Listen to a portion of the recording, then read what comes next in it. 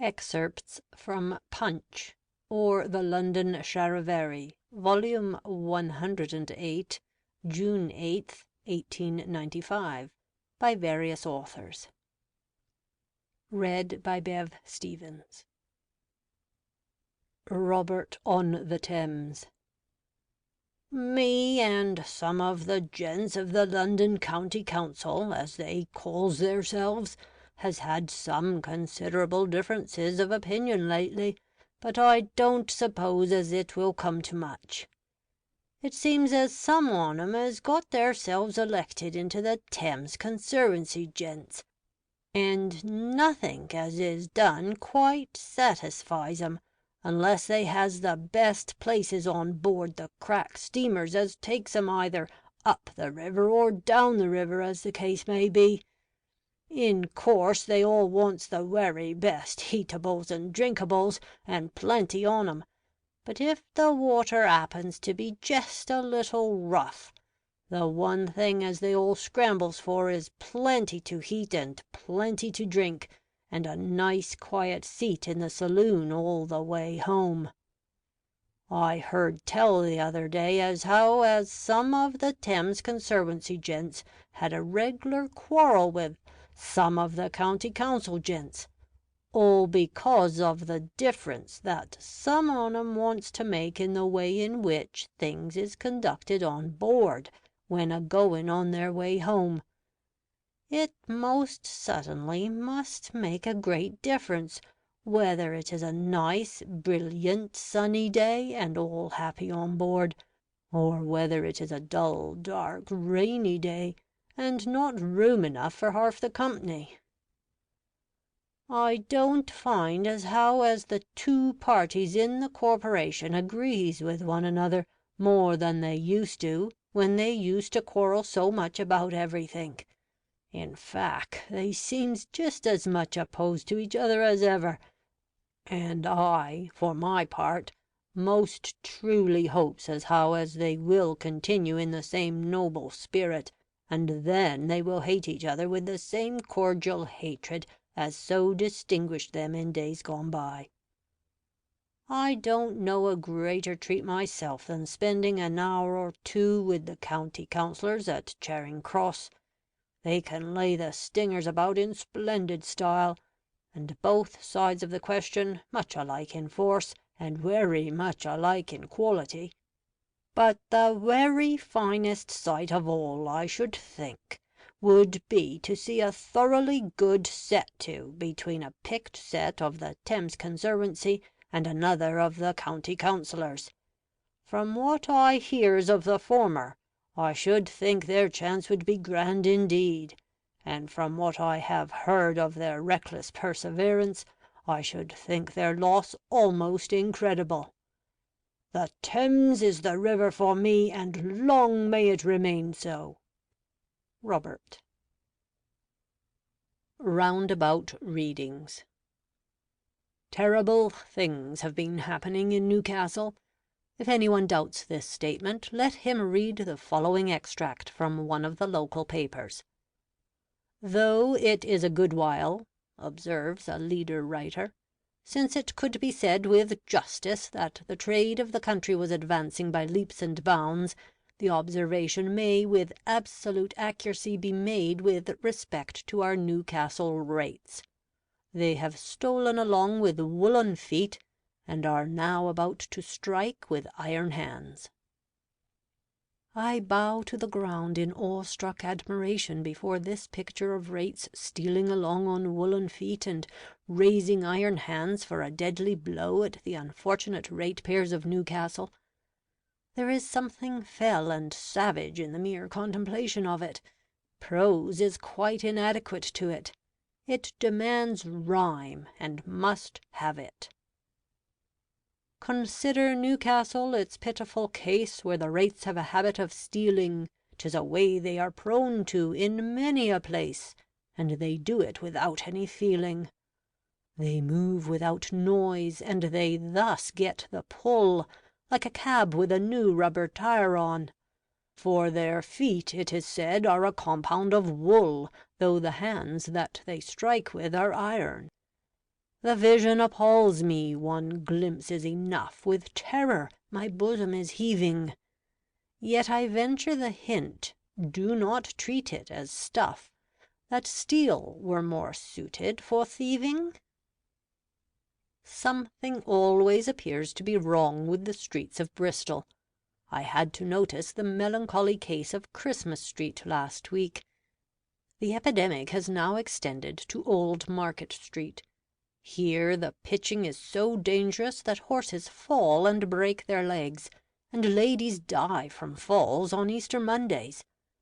A correspondent who calls attention to this matter says that it is quite annoying on a busy day to have to ask customers 2, 3, or even 4 times what they require. I scarcely see what this has to do with the pavement, but personally I have always found it more than annoying to be asked 4 times as much as I require, even when my requirements are small, as they usually are. It is gratifying to find that, in Old Market Street at any rate, the shopkeeper who asks has an equal share of annoyance. Then again, Conduit Place, Lower Ashley Road, is not only badly lighted, but its name is practically unknown. Even shopkeepers in the neighbourhood and policemen on the beat do not seem to know of it, and sometimes lead people astray in consequence. This, however, is not to be wondered at, as another difficulty is the numbering of the houses. Although only about 30 in the road, they are divided into 5 terraces with different sets of numbers, which causes endless confusion. Increase not, wanderer, the policeman's load, ask not the site of Lower Ashley Road, inquire not eagerly for Conduit Place, but start unasking on thy terraced chase. These places to policemen are unknown, so shall the pride of finding be thine own. Go forth, itinerary pundit, and find the place that takes its name from Conduit. Thy journey, after many a turn and twist'll land thee at Lower Ashley Road in Bristol. Then pause, and having raised a thankful voice, take midst 5 terraces thy doubtful choice, and, envied by policemen on their beats, return, a lexicon of Bristol streets. But the badness of the streets and the ignorance of policemen as to their whereabout is nothing to the annoyance caused by the Salvation Army bands near St. Clement's Church in Newfoundland Road. On Ascension Day, the vicar writes, our service was completely stopped for several minutes, as the preacher, who had a bad cold, was unable to shout above the din of the passing drum. I shudder to imagine what would have been the plight of the congregation if the preacher had been free from cold, and capable of shouting down a drum. Rowing and cricket are more closely connected than many people suppose. In an account of the Oxford 8-oared bumping races, I read that New College started at a tremendous bat. This, of course, accounts for the bowling on the bank by which these races are always accompanied. Further on it is stated that New College finished at 40 all out, which seems rather a small score. I commend the brevity of the Mayor of Cambridge, Mr. Hyde Hills, who, being obviously above Hyde Park, does not condescend to the verbosity of the spouters who on Sundays congregate in that locality. The other day Mr. Hyde Hills was elected to be an alderman, and all he said was, "I thank you." This is optimi exempli, especially for aldermen. Lately I came across the following touching appeal of an impecunious son to his father. Sir, I have piles of bills, regular miles of bills, my banking accounts in a hash, all on the debtor side, naught on the better side, the balance you'd hardly call cash. 'Tis terrible when you're reduced thus to penury, even if that's nothing new. Hope? Can I dream of it? Yes, there's a gleam of it. My quarter's allowance is due. At the big market in Newcastle was recently held what a local paper describes as a demonstration in favour of temperance reform. Demonstration is a delightful word. It seems to express in the most compact form enthusiasm and strong language. A question of police. A few days since Liverpool set another lesson to London, no doubt with the consent of the Liverpudlians, inclusive of the dangerous classes. The local police force had a grand field day. To quote our excellent contemporary, the Courier, "Those who witnessed the police's steady march through the streets in 3 battalions, and their effectively performed manoeuvres in Sefton Park, would hardly realise what the turnout meant to most of the men. They were on duty through the night, and had very little rest before they had to parade for inspection, with the march out and review, and the weather being warm, the display involved fatigue, so that the refreshments provided were very welcome." Yes, and no doubt well deserved. But why should London wait? Why should not we have something of the same kind? We might have a grand police review in Hyde Park. All that would be necessary would be to arrange that the metropolitan thieves should keep the ground. Proverbial parliamentary economy, or short commons for Upper House. Don't spare the black rod, and then you won't have to spoil the upper housemaid. Notes from a patient's diary. Music is a serious therapeutic agent, which exercises a genuine and considerable influence over bodily functions. The Lancet. Monday. Feel rather out of sorts. Slight touch of influenza, I fancy. Send round for doctor. He shakes his head gravely and produces stethoscope. I protest that there's nothing wrong with my lungs, and this is therefore unnecessary. But he explains that he treats all his patients by music nowadays. Supposed stethoscope turns out to be a cornet, on which he performs selections from Il Trovatore for my benefit. Asks me if I feel better, and in order to get rid of him I pretend that I do. Later on in the day a small musical box arrives, labelled "To be taken twice a day." Find it only plays one tune out of Rigoletto. Pitch it out of window. Tuesday. No better. Consult another doctor, who's just taken his degree in music at Oxford, and is supposed to be very clever. He feels my pulse and looks solemn. Then he asks if I've been giving way to Italian opera lately, and appears coldly sceptical when I explain that I have been taking it by medical advice. Prescribes essence of Wagner, to be taken at short intervals. Begin by attending a Richter concert.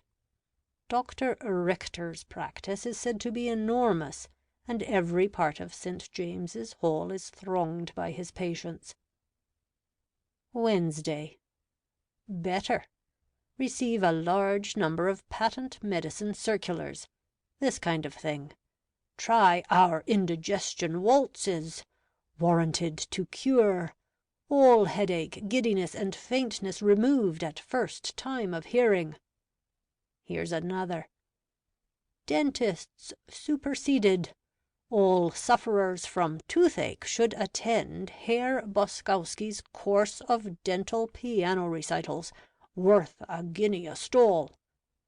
I also learn that the Hirsutine Symphony cures baldness, and that the Pink Bavarian Band may be engaged to play slumber songs to sufferers from insomnia. Thursday. Am aroused by 5 barrel organs performing simultaneously under my next-door neighbour's window.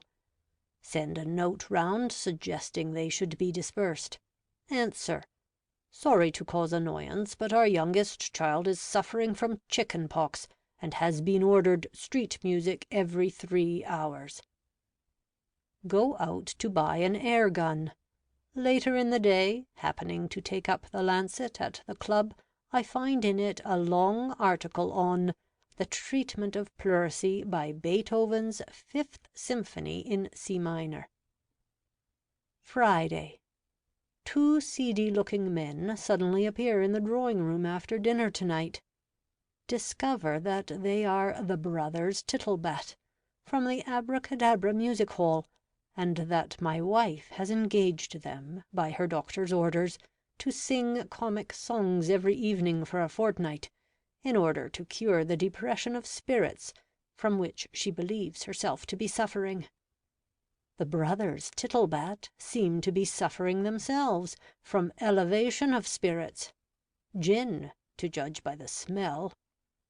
Kick them out, and decide to emigrate to-morrow. Sport, speculation, and counsel's opinion.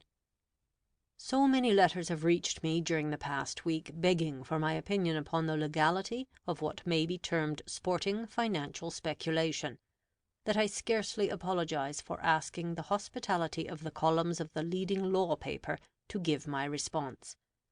No doubt the inquiry has to some extent been fostered by the report that I was seen taking part in the hippodromatic revels of the Derby Day. It is true that I certainly visited Epsom on the occasion in question, but only in a semi-official capacity. I have the honour to be consulting assessor of the Diamond Mine Salting Syndicate Limited, and in that desirable position have frequently attended the meetings of the directors on occasions, so to speak, outside the board-room. It is true that my experience as one learned in the law is seldom required at such seasons. Still the directors, as fiduciaries, are to be applauded for neglecting no opportunity of availing themselves of my services. Having satisfactorily explained how it came that I was on the Downs when, by a not unnatural coincidence, the Derby was decided, I proceed to consider the question that has been propounded to me: is sporting speculative finance illegal? It is not a matter that can be decided off-hand. One must be careful not to interfere with the policy of trade, and do nothing to impede the development of honest industry. I am asked by a correspondent who dates from Sheffield if there is anything undignified in his appearing as a bookie in a pink velvet coat, a yellow slouch hat with blue feathers, and black leather knickerbockers. I can see no objection to a tradesman wearing any costume he determines to select. It would perhaps be as well not to attempt to disguise his features, as the operation might savour of secrecy, the chief element of fraud. This limitation of course does not apply to an auctioneer, who, having his name and address displayed on a board hanging on the rostrum he occupies, can legally carry on his business, if it so pleases him, in a false nose, a comic wig, and a pair of green spectacles. But really, a consideration of the costume of the bookie merely reaches the fringe of the subject. The real point at issue is this: is betting legal or illegal? It is hard to say. That a bet made on the racecourse is recoverable is questionable. Suppose that A is prepared to give odds against the Earl's Choice, the favourite, quoted officially at 2-1, at the rate of 5 shillings against £1,000 sterling. Presume that B agrees to the wager, and the Earl's Choice wins. B naturally asks for the immediate payment by A of £1,000 sterling. A declines. Has B any remedy against A? I am afraid that the court, although allowing costs on the higher scale, would not assist the plaintiff in making good his claim. However, it would be possible for B to represent to the other side that the conduct of A was of a character warranting chronic detention in a lunatic asylum. If this suggestion were adopted with the necessary discretion, I have no doubt that a compromise satisfactory to B would eventually be the outcome of the negotiations. However, although I am a little uncertain about other bets, I have no doubt in my own mind that coach sweepstakes under certain circumstances should be discouraged. I do not wish to rely upon case law, but would rather appeal to that honest, manly feeling that is, so I have been given to understand, the birthright of every Englishman. When all nature is smiling, and man, smoking a 3-shilling cigar, is at rest, why trouble about mounts and starters and blanks? I have in my mind at this moment the drawing of a certain sweepstakes. An eminent counsel, I will not mention his name, was present and drew a blank. On his behalf I appeal for a revision, a reversal of judgment. Do not let there be a mixture of the glories of nature with the ups and downs of sporting speculative practice. Let those who took part in that sweep, winners and losers alike, return their stakes. I will hold them on the general behalf. Then, when I have received the cash as trustee, I will find out that eminent counsel and place the money in his hands. I have nothing more to add, save to set forth as a guarantee of good faith my signature warranted by my address. A. Briefless, Junior. Pump Handle Court, June 1, 1895. Oh, my prophetic soul, my Punchius! Punch made a great hit in his last cartoon, A Doubtful Stare, and will probably take credit to himself for having been one of the very few who tipped Sir Visto for the Derby. Leeds Mercury. Thanks, Mercury, thanks. Acclaim from all ranks declares Mr. Punch is the prophet to follow. The public rejoices, and Mercury voices the popular praise due to Punchius Apollo. The oracular god, with a genial nod, admits that he knew it, foresaw it, and said it. But oh, dearie, dearie, his pen it would weary if for all his successful straight tips he took credit. At Delphi of old they sometimes hit the gold. Punch's oracles not to equivocal missed owe. No riddle or rebus contents the new Phoebus, so all wise men twigged when he tipped 'em Sir Visto. Our booking office. The particular Baronites to whom the Baron handed over the Holy Estate, a novel in 3 volumes by 2 authors, W. H. Wilkins and Frank Thatcher, published by Hutchinson and Company, says that in explanation it is called by its authors A Study in Morals, but where the morals come in or come out it would be difficult to say. Apparently, in the majority of the characters there is a singular lack of any virtuous quality. A young innocent girl marries a gay soldier and goes out to India. Here she finds herself placed in a land where principles are decidedly at a discount. Her husband turns out, to put it mildly, a blackguard with a big, big B, and his friends are of the same fascinating type. In a typical melodramatic Adelphi villain, there is something almost wholesome as compared with the modern bad man of Yellow Book fiction, who is simply revolting. By the way, interpolates the Baron, the latest Yellow Book is comparatively quite decorous, and without an Aubrey Beardsley illustration. Of course the hero and heroine of The Holy Estate have to pass through the fiery ordeal of Indian society. How they come out of it the reader may discover. But as pessimism is the artistic order of the day, they are not allowed to finish well, and live happy ever afterwards. My Baronitis adds, with a frown, "It cannot be called pleasant reading, nor is there in it any sign of the genius of a Daudet or a Zola, which might be accepted as, in some sort, a literary excuse for its being brought into existence." Signed, The Baron de Bookworms. As broad as long. First Critic. Shortness now rules in novel and in song, which, like men's clothes, are cut and made to order. Second critic: it may be tail and lay are now less long, but they make up for it by growing broader. Sporting paradox: Rosebery was more of a favourite when he was an outsider. Perhaps, like his Sir Visto, when an outsider again, which he seems likely soon to be, he will be safer to back for a place, if not for an absolute win. Best solution of ministerial difficulties: dissolution. A fortiori. Mamma: Not asleep yet, George? George: No, I can't get to sleep because Jack says he's got crumbs in his bed. He couldn't make more fuss if it was the whole loaf. Do-day, an old comic song resung for the benefit of a French critic. As for English women, their looks and their dress, the less said the better.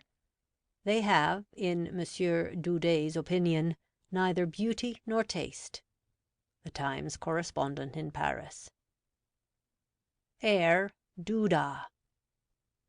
O Alphonse, gallantry befits your race. Do-day, do-day. Can you look hereafter in an Englishwoman's face? Do-day, do-day, say. You must have snoozed all night, you must have blinked all day, have been blind pro tempore to beauty's light. Do-day, do-day, say. Is every Englishwoman then a Grundy or a Gamp? Do-day, do-day? Did you play Diogenes without his lamp? Do-day, do-day, say.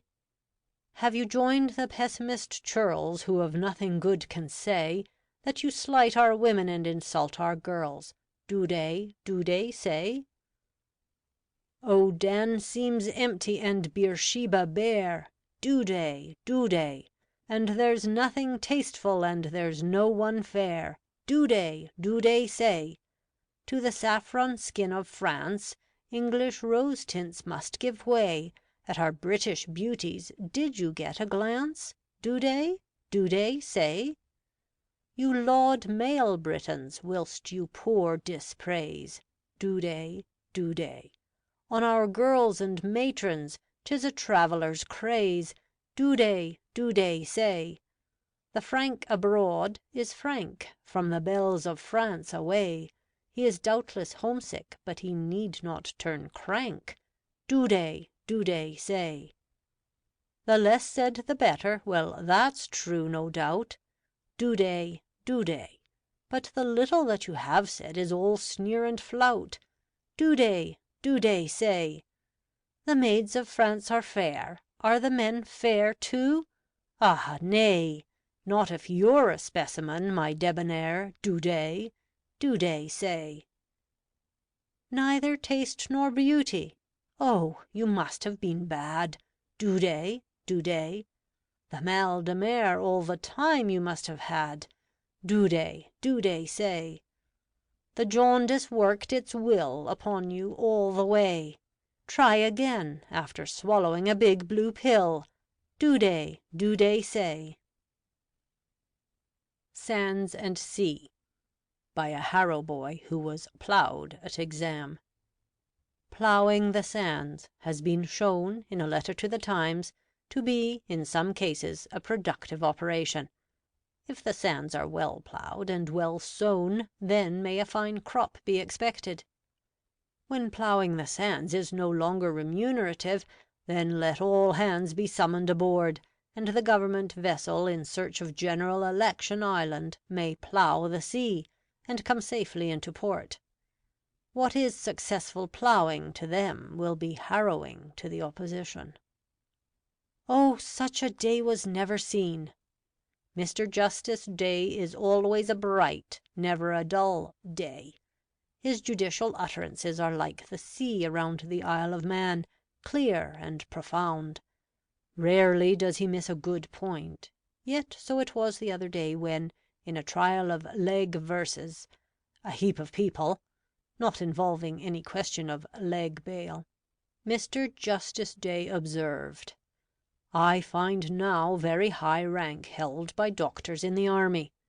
There are captain surgeons, colonel surgeons, and I am not sure there are not generals. Laughter. Not sure, Mr. Justice! Why, 'tis as clear as day. There is another and a higher grade, viz., general practitioner. A really big purchase by a private individual at a very moderate figure. For 260 guineas, Mr. W. Agnew purchased Lambeth Palace, in the distance. It is no distance to speak of, as twopence more will take the purchaser by steamboat from almost any landing stage across the river to Lambeth. It should perhaps be added, so as not to frighten the Archbishop of Canterbury, that in the purchase were included Old Westminster Bridge, a view of, with state barges and boats. The whole Thames water-colour having been painted in oil by Scott. This lot, by great Scott, went as above mentioned. Musical exercise for bicyclists. Try Wagner's cycle. Wants to know. Dear Sir, I saw a paragraph in the Times quite recently headed "A confirmed pickpocket." I am all for the religious improvement of the dangerous classes, and what I want to know is, firstly, was the lad a pickpocket before he was confirmed? Secondly, or did he become a pickpocket after confirmation? Thirdly, what bishop or curate was responsible for his confirmation? Other questions arise out of this case, but these are enough for the present. Yours, a female searcher. From our own small scholar. That's where I should like to be, sighed Sam Sucker Minimus, as in his geography lesson he read the name of Orange Free State. Fancy! Oranges free! A model remodelled. The revised edition, probably to style it the revised version would savour too much of the Biblical Committee Room, of an artist's model, now removed to the lyric, is occasionally funny, though not absolutely, without being, occasionally vulgar. Its weakest point is its story, but as the plot only occasionally obtrudes itself upon the audience, the weakest point is, therefore, not worth mentioning, only its strong points, which consist in Marie Tempest's singing, but not in what she has to sing, and in Miss Letty Lynde's mild warbling and charming dancing, which latter thoroughly deserves the hearty encores she obtains, as does also Mr. Farquhar's capital rendering of an otherwise not particularly brilliant French laughing song. Mr. Eric Lewis and Mr. W. Blakely attain great distinction by their clever rendering of nothing in particular. Mr. Haydon Coffin appears depressed, but comic relief to his sentimental sadness is given by both Lawrence D'Orsay, with as much of the traditional D'Orsay courtliness that is left of it, and Mr. Farron Soutar, worthy inheritor of a double talent. Lyrics of H. Greenbank neat, as they always are, but the compositions of Mr. Sidney Jones will probably keep the stage, as it is impossible, at one hearing at all events, to carry any of it away with you. The house on this occasion excellent, far better than the piece. Joseph's coat. There is a Chinese regiment which enjoys the terrible and glorious appellation of the Tiger Braves. They are dressed in coats covered with spots to resemble the skin of the animal from which they take their name. The Government are a regiment of Tiger Braves. Mr. Chamberlain at Birmingham. Joe, who should know all about beasts and caves, now calls his whilom colleagues Tiger Braves. Well, his own coat bears strange new party blots. He is a leopard who has changed his spots. Delightful programme. We see that Mr. Charles Ready advertises a morning concert for June 11 at Prince's Hall. The audience will be there, and he will be always ready, aye, ready. Exhausted after playing, he will reappear and be ready vivus. And in fact there is a perfect store of puns on his name which must have frequently occurred to himself as a ready-witted person. That he is to be assisted by Monsieur Emile Sauret on the violin, no one will be sorry to hear, and that William Shakespeare gives his name and presence on this occasion will make the concert ever memorable. Concert under direction of ubiquitous Daniel Mayer, in himself Mayor and Corporation of Musical World. City Intelligence. In view of the French President's accepting an invitation from the Lord Mayor, the Common Councillors are daily practising a Bacchanalian chorus, in harmony, of which the words are, "For, he's a jolly good fellow, and so say all of us." Lyceum Advertisement.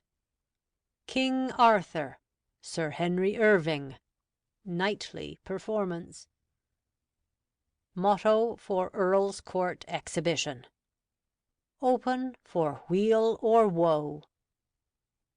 Combined display of all arms. A soirée dansante during the season. Waters, waters everywhere. One of the reasons for the popularity of Apollinaris water, mentioned the other day at a meeting of the waters, was, that men generally soon become on such intimate terms with this water nymph as to be able to speak of her familiarly as Polly. Whisky and Polly seemed to go so well together as to be suggestive of a round dance, in which the admirer of Polly was whiskying her round the ballroom. The gradual rise of Johannes in public opinion, delayed, of course, in the first place by politeness on the part of Johnny, who must cede the pas to Polly, is due to the fact that the aerated water drinkers had not made up their minds as to whether Johannes was to be addressed as Joe or Johnny. We believe that Johnny is now the accepted appellation. Whether Johnny and Polly are on the best terms, this deponent knoweth not, nor is he aware that during the season the Bishop of Bath and Wells, or the Bishop of Soderwater and Man, will bless the union of Johnny and Polly, though at one time there was a report to that effect. To alter the title of the old semi-nautical drama, Paul and Partner Joe, of which the second hero was a waterman, Paul and her partner Johnny ought to get on well together. After Whitsuntide. Brown. You're looking extremely well. Jones. Never fitter. Brown. Took a run to Paris, eh? Jones. No, saw French play, though. Brown. Went to seaside or river, eh? Jones. No. Can't stand expensive discomfort. I had some decent boating, though. Brown. Went for inland scenery? Jones. No, although I sauntered under noble trees and got some magnificent views. Brown. Switzerland? Italy? Jones. No time for long journeys. I enjoyed fine air and walked 20 miles a day, studied fine old masters, and enjoyed a stroll in a museum which has no equal. Brown. Really? Then, in the name of wonder, where have you been staying? Jones. In London. Farewells exchanged and exeunt. A Knight of the Willow, or Why Not Sir W. G. Grace? Dr. W. G. Grace, whose name has been everywhere of late, except where it might well have been, on the birthday honours list. Times. Why not? Great Scott! The play's the thing. Before the footlights, round the ring at Lord's, it little matters. Easily first is easily first. Just fancy what a glorious burst from throats aglow with zeal and thirst would hail the Knight of Batters. They've shouted for him many a time, whose mellow age is still his prime, and others' youth surpasses.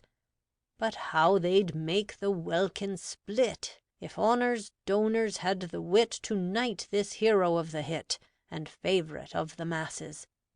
The play's the thing. Sir Henry Irving sounds well. Who'll question his deserving when midst the knights they place it? But here's a player just as great in his own field. Why should he wait? However high be knighthood's state, the name of grace will grace it. What greater joy to crowds affords than the announcement, Grace at Lord's? What lots of lords and graces do less than England's W.G. to furnish genuine sport and glee to thousands, who still throng to see how well he times and places? True, Thunderer, true, he stands the test, unmatched, unchallengeable, best at our best game. Requite him. For 30 years to hold first place, and still unpassed keep up the pace, pleases a stout sport-loving race. By Jove, Sir William Gilbert Grace sounds splendid. Punch says, knight him. In the name of Prophet, togs. It seems that the uniform of the Shahzada, worn by His Highness on state occasions in England, was designed by a Briton, and consequently is not included in the official garb of the Afghan army. Presumably the same sartorial artist was responsible for Nasrullah's get-up at the Derby. The son of our ally appeared on that memorable occasion in a harmony in grey frock coat, waistcoat and trousers, with grey fez turban to match. No doubt the headdress was relieved with a diamond worth £1,000,000, or something of the sort, just to show that our guest was of Eastern origin. The following suggestion for complete outfits may be found useful. Yachting. Suit of blue serge covered with rubies and diamonds. Straw hat made of golden wire encrusted with emeralds. Tan shoes, studded with brilliants. Shirt of silver tissue with collar and cuffs of virgin gold. Telescope of turquoise with sling of linked Queen Anne's guineas. Shooting. Suit of dittos of gold tissue. Shoulder guard of diamonds. Deer stalker of birds of paradise breast feathers. Boots of young crocodile leather embroidered with lapis lazuli. Private dinners.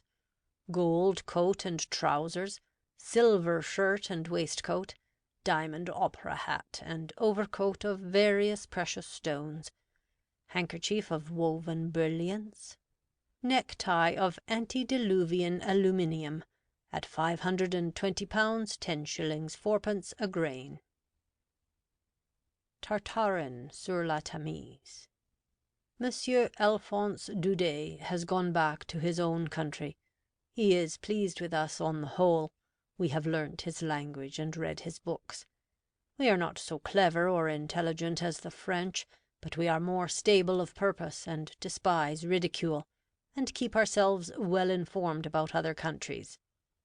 L'enfant d'Ivray, peut-être.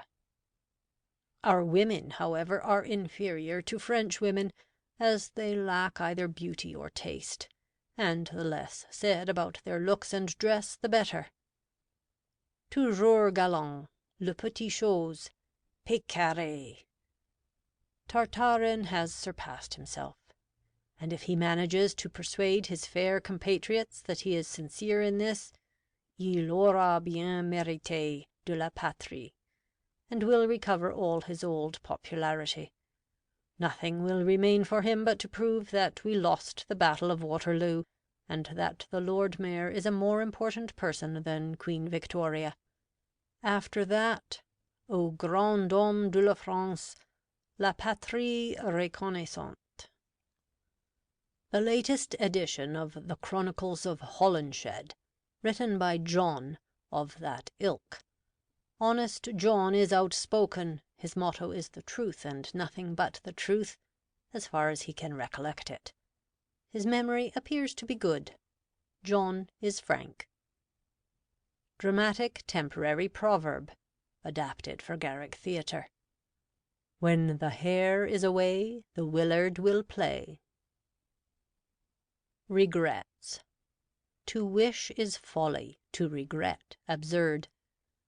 That I went out in my new hat and light summer clothes, and did not take my umbrella the only day within the last fortnight when there was an hour's rain.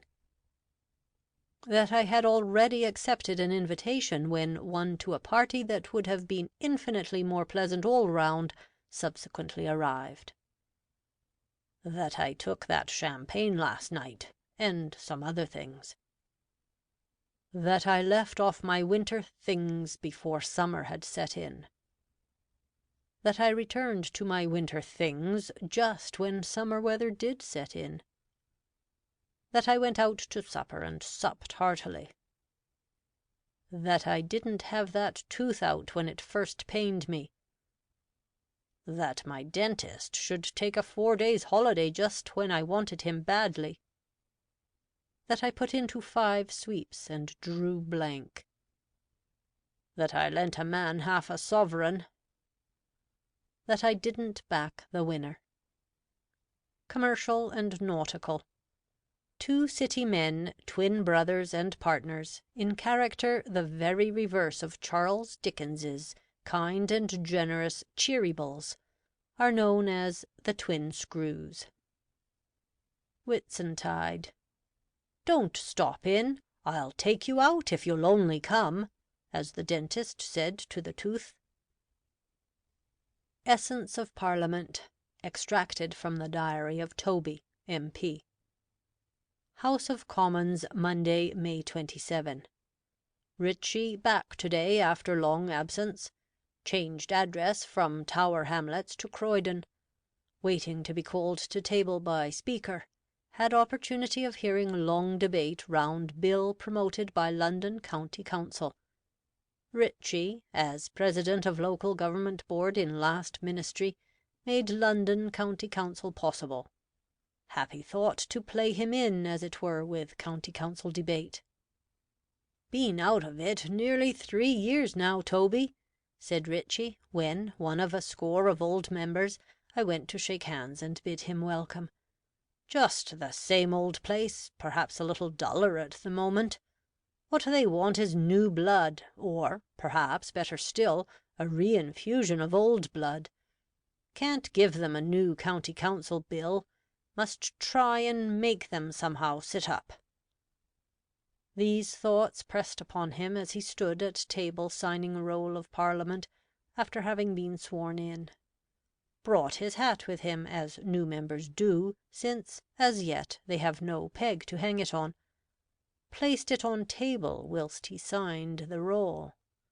Passing on to be introduced to Speaker, observed with a start that there were 2 hats on the table. Odd. Was sure he had brought only one. Blessed is the man who makes 2 blades of grass grow where formerly only one peeped forth. Possibly analogous benison for a man who, planting one hat down on a table, looks, and behold, there are 2. Happy omen, make the most of it. Wouldn't do to go off with 2 hats. House sure to remark it. Besides, how could he shake hands with the Speaker holding a hat in either hand? Next best thing to select the newest. Did so with pretty air of abstraction. Advanced 1 step between table and Treasury bench on way to Speaker's chair, when he felt firm grip on his elbow, and a well-known voice in his ear. "Give me neither riches nor poverty, but do leave me my hat." It was the voice of the Squire of Malwood. "Oh, I beg your pardon. How d'ye do?" said Ritchie, hurriedly returning the squire's Sunday hat and taking up his own, which had suffered the rigours of a wet and windy nomination day. House cheered and laughed. Natchbull Huggason gravely shook his head. "That's all very well," said he, "but a man who would pander to the lowest instincts of humanity by clearing the way for parish councils would do anything." Business done. Another night's talk round Welsh Disestablishment Bill. Tuesday. Prospect of hearing John William move adjournment of House over Derby Day, and John Laing reply on other side, sufficed to crowd benches. Such encounter of wits rarely delights mankind these degenerate days. Such lightness of touch, such gleaming attack, such brilliant defence. In short, such badinage, such persiflage. Old members recall earlier conflicts in same field. Young members look back on clever speech made by Elcho in moving adjournment one year, capped by equally brilliant speech when, in the following session, he seconded Wilfrid Lawson on the negative course.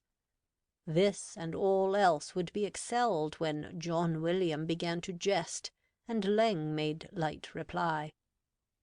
This was natural expectation from reputation of these famous wits. In dreary conversation that followed there was one solitary flicker of humour. It was discovered by anxious searcher in the circumstance that the whole business was utterly, hopelessly prosaic. There wasn't a laugh in it from beginning to end.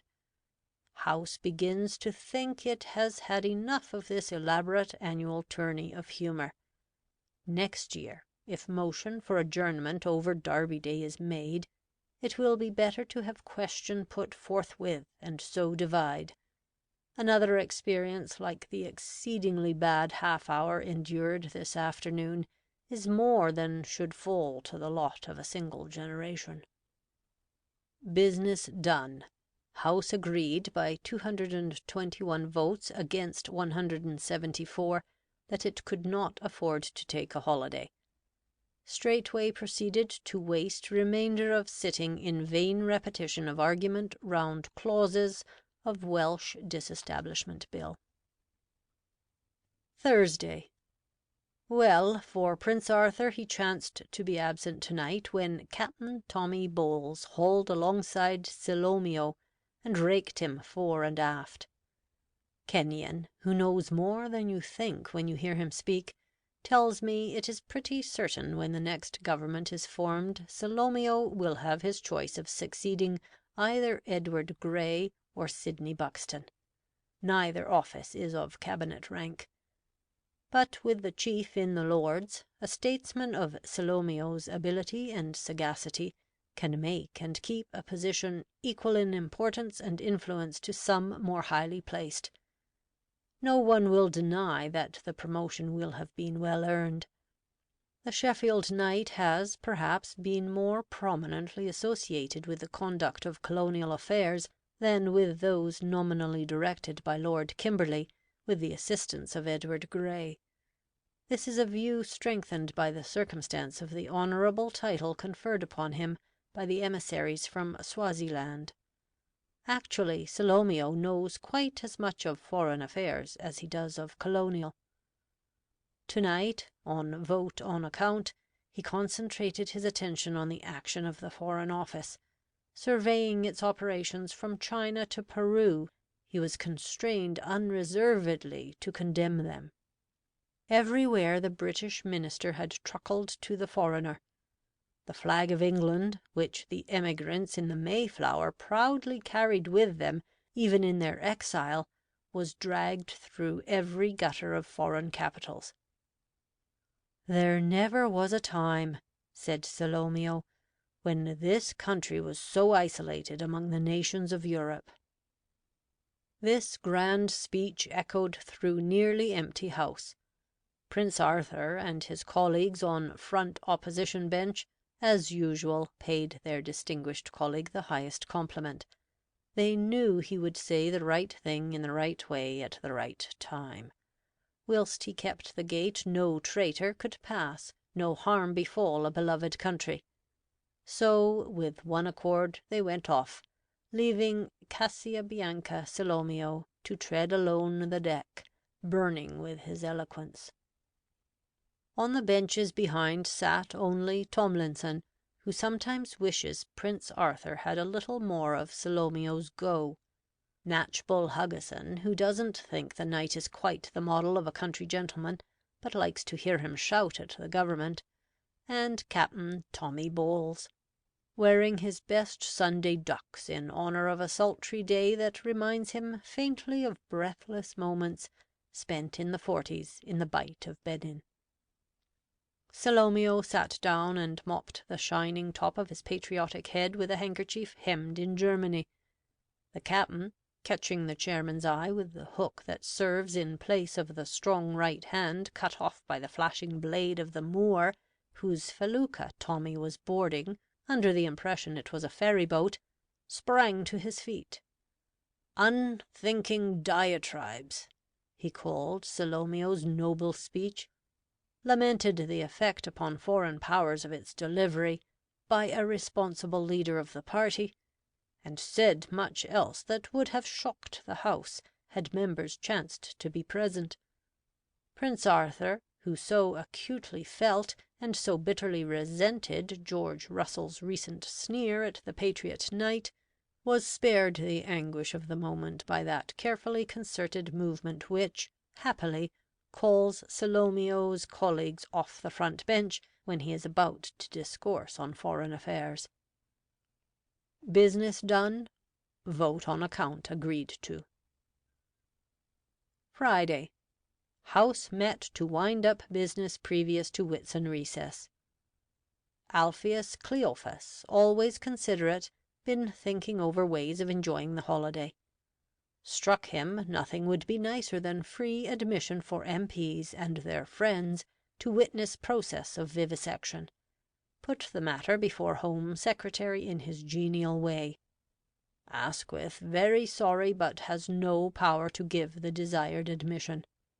Alpheus Cleophas a little depressed, but went off with the consciousness that he had at least done his best. "There is no enterprise in these people, Toby," he complained. "We in London are much behind the age.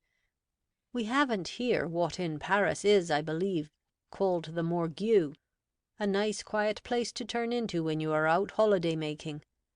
I have my own resources. When house is shut and I can't go about the basement and cellars smelling out the oil lamps, I sit on edge of fountain in Trafalgar Square and sniff its balmy waters. Everyone not equally independent. If we had only about the parks and in the thoroughfares places open to the respectable public, where they might see vivisection going on, we should be a happier nation. Business done. House adjourned for the Whitsun recess. Back again June 10. Wail of the Wire Puller.